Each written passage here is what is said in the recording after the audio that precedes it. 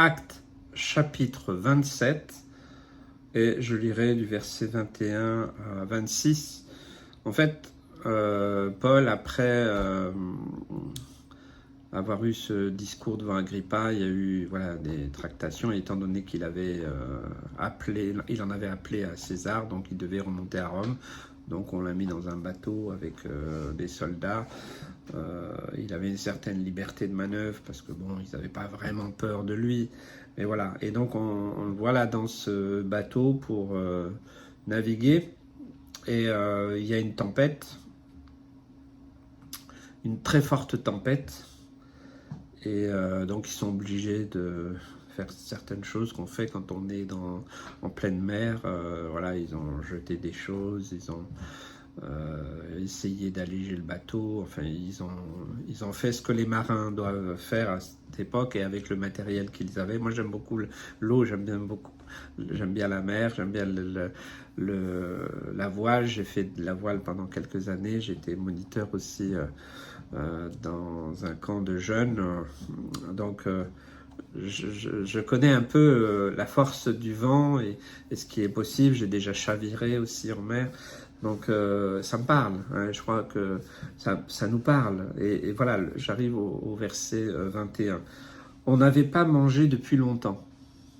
Donc voilà, ils avaient jeté la nourriture, voilà. Alors Paul, se tenant au milieu d'eux, leur dit, « Ô hommes, il fallait m'écouter et ne pas partir de Crète afin d'éviter ce péril et ce dommage. » Il les avait prévenus, il ne faut pas partir maintenant, enfin... Mais bon, qui c'est ce Paul là? Voilà, on n'écoute pas. Maintenant, verset 22, je vous exhorte à prendre courage. Il ne les blâme pas. Car aucun de vous ne périra. Bonne nouvelle. Et il n'y aura de perte que celle du navire. Bon, il annonce quand même la couleur. Un ange du Dieu à qui j'appartiens et que je sers m'est apparu cette nuit et m'a dit, Paul, ne crains point. Il faut que tu comparaisses devant César, et voici, Dieu t'a donné tous ceux qui naviguent avec toi. C'est pourquoi, ô hommes, rassurez-vous, car j'ai cette confiance en Dieu qu'il en sera comme il m'a été dit. Mais nous devons échouer sur une île. Alors, c'est un peu particulier comme texte, parce que il est déjà prisonnier.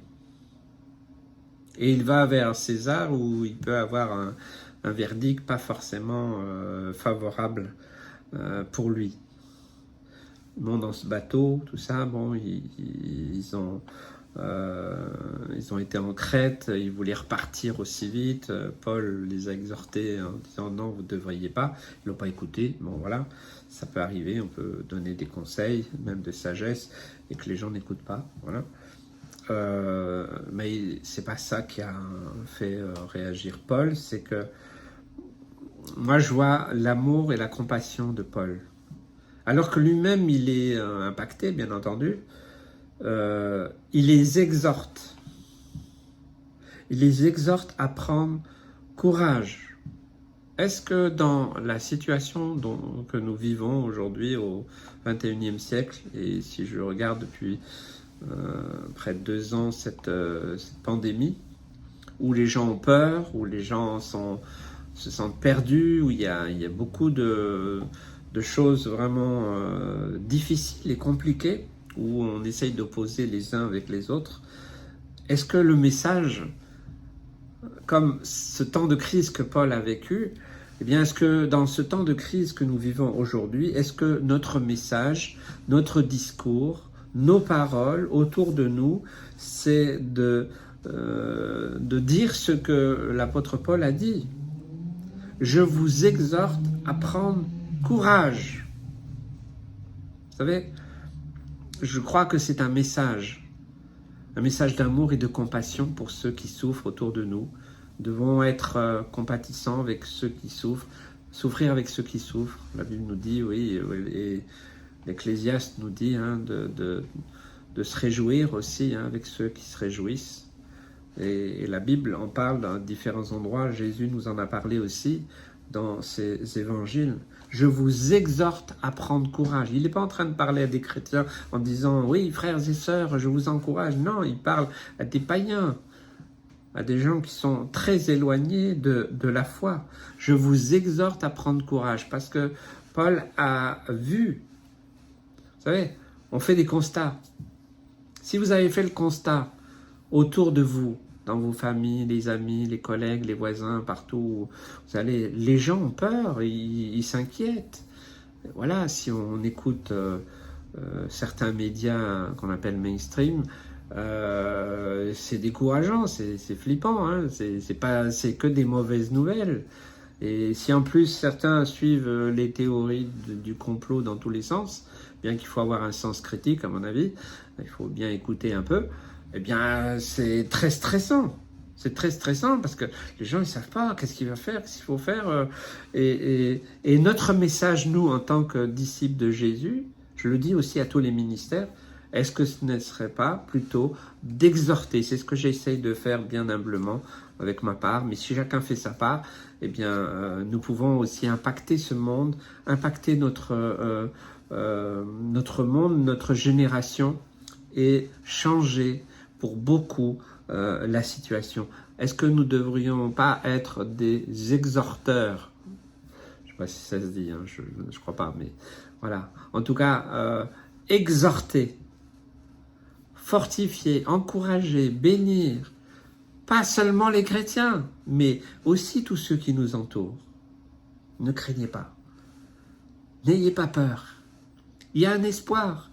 Il y a une bonne nouvelle. Il y a une solution. Est-ce que ça ne devrait pas être notre message? Au lieu de dire oui, oui, c'est vrai, hein, c'est vrai. Ah, c'est horrible, oui, c'est terrible, oui, ah, on est foutu, hein, voilà. Je crois que ce message, c'est pas la peine de l'avoir, il est partout. Hein, on peut l'entendre partout.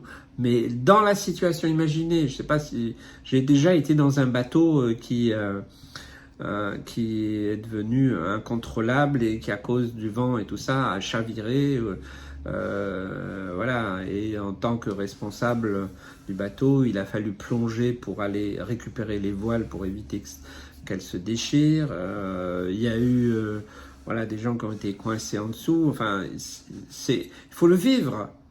Et là, dans cette situation, ça pouvait être la mort. Hein, ils ont compris. Les marins, là, ils sont découragés. Certains ont peur. Les passagers, ils ont fait ce qu'ils ont pu. Mais bon, face aux forces de la nature, des vents, du vent, des vagues, de la houle, il n'y a pas grand-chose à faire. Hein.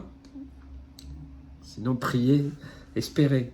Mais moi, je vois dans le chaos que nous vivons, parce que nous vivons un chaos, peut-être pour certains, oh non, tout va bien, ok, mais on vit peut-être pas dans le même monde, hein, mais si vous observez les gens, je fais du social depuis de nombreuses années, je rencontre des gens, j'essaie d'aider les gens dans leurs dossiers, tout ça, je vois, il y a de la misère.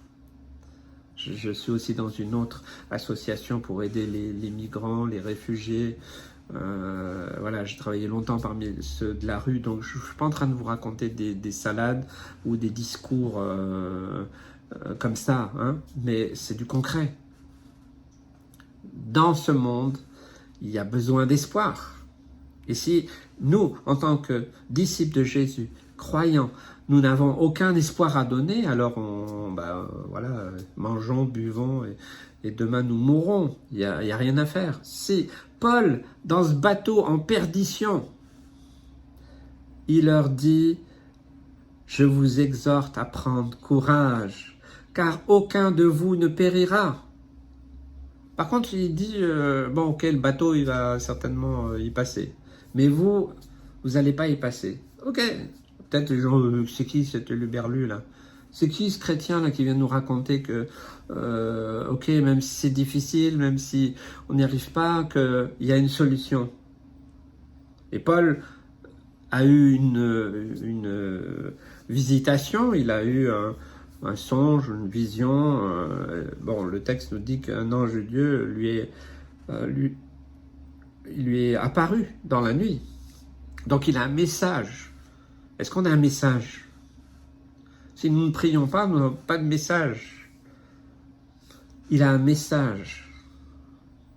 Et pour que lui puisse être une force d'encouragement, eh bien, d'abord, la première parole, moi, de cet ange qui vient de Dieu, envoyé par Dieu, c'est « Ne crains pas, Paul, ne crains pas. T'inquiète pas, de toute façon, ce qui est prévu, tu dois comparaître devant César, ça va s'accomplir. Donc, ne crains pas, hommes et femmes de Dieu. » Nous, en tant que chrétiens, voilà, c'est le message de l'Évangile. Ne crains pas. Parce que de toute façon, ce que Dieu a prévu, ce qui est écrit va arriver. Donc, nous n'avons pas à nous inquiéter.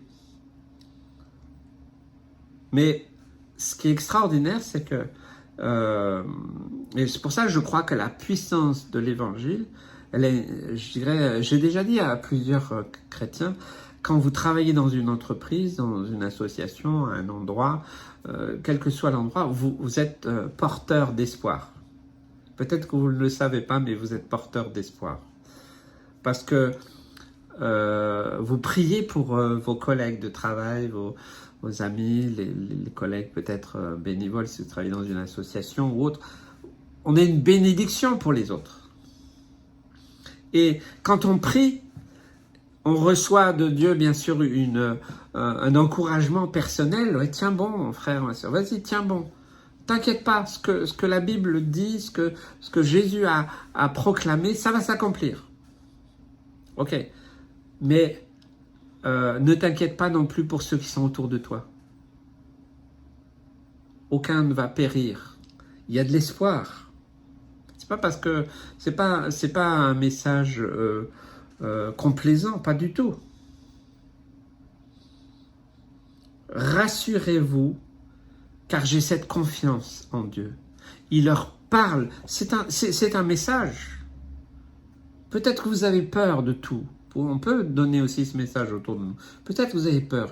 Et nous, en tant que chrétiens, on subit aussi les mêmes aléas que les autres. Hein. Voilà, les factures montent, voilà, la tension monte, tous ces discours, ces positions, on les subit aussi hein, avec les autres.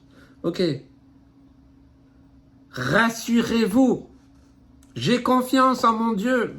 Et ça, c'est un message qui peut faire que beaucoup autour disent « Comment ça se fait que tu as confiance? Comment ça se fait que tu n'as pas peur dans ces circonstances ?»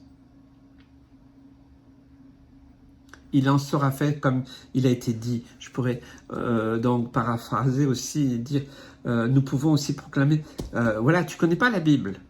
Tout est écrit dans la Bible. Tout ce qui se passe aujourd'hui, c'est écrit. On n'a pas besoin d'être étonné. Et donc, amener les gens à lire la Bible, à connaître Jésus, à savoir ce qui est écrit. Et bien entendu, découvrir le message du salut, de la bonne nouvelle, de la croix. Vous voyez, tout dépend de notre manière de nous comporter dans les temps difficiles. Je sais que Dieu m'a appelé, préparé, formé, forgé, je dirais, pour vivre des temps difficiles. Je l'ai toujours su.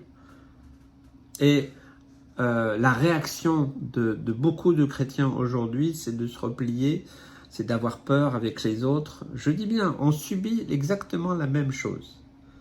Hein, à la fin du mois, il faut payer les factures. Les fins de mois sont difficiles. Certains, c'est comme Coluche disait,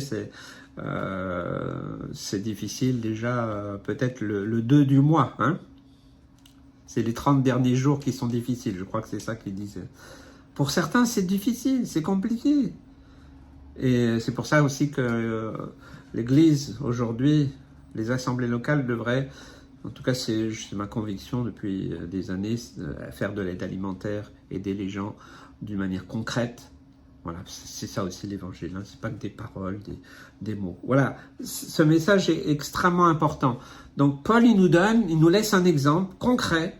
N'oubliez pas, il est prisonnier. Et il va à Rome et son sort est certainement très compromis. On le verra plus tard. Mais au milieu de cette tempête, au milieu de ce chaos, au milieu de la peur, de la crainte, eh bien, il n'est pas celui qui pleure oh Seigneur, oh, j'en peux plus. On peut, des fois, ça arrive, ça m'est arrivé aussi, d'être dans la complainte, mais il faut aller un peu plus loin. Se lever et dire, n'ayez pas peur, ne vous découragez pas, j'ai confiance en Dieu. J'ai confiance, de toute façon, ce que sa parole a dit va s'accomplir. Alors, on est finalement une autre type de voix. Le monde dans lequel nous vivons a besoin de cette voix-là. Réveille-toi, mon frère, ma soeur. Arrête de te plaindre. Ressaisis-toi. Et écoute ce que la parole de Dieu te dit. Ne crains pas. Ce que Dieu a prévu va s'accomplir. Mais c'est vrai, ce monde, il court à sa perte. Un jour, la terre sera roulée, comme un manteau. Nous le savons. Mais aujourd'hui, ne crains pas. Ta vie peut être sauvée, délivrée, même des situations dans lesquelles nous vivons aujourd'hui. Je crois vraiment qu'il nous faut nous ressaisir et avoir ce message d'exhortation que Paul a eu, verset 22, « Je vous exhorte à prendre courage ». J'aime beaucoup ce terme qui est souvent employé dans la parole de Dieu, dans Josué aussi, quand à la mort de Moïse. Qu'est-ce que Dieu a dit à Josué? « Fortifie-toi et prends courage ». Il faut le saisir, le courage.